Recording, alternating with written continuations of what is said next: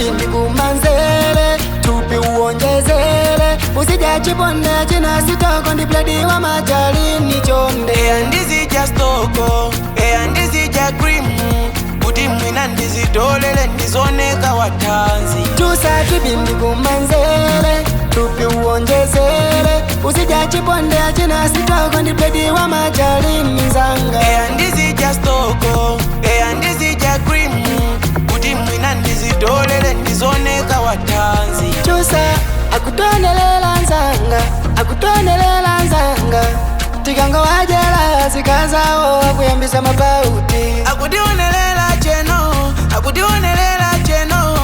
tikango wajela zikazawo ikumatera zongofunika kumera chidale ndikale ndichesi chonyumwisa abale patu waziopa kundituma mbale osatikonda nkuku ya vetenale zongofunika kumera chidale ndikale ndichesi chonyumwisa abale patu waziopa kundituma mbale osatikonda nkuku ya vetenale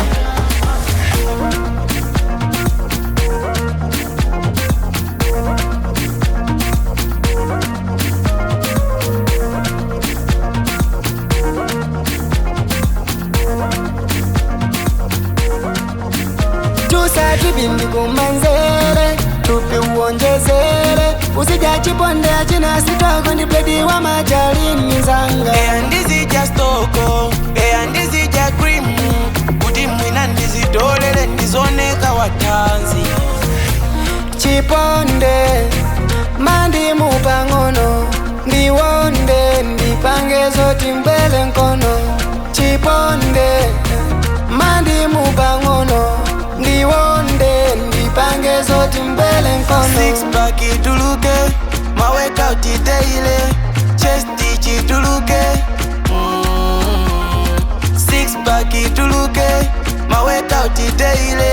chest ituluke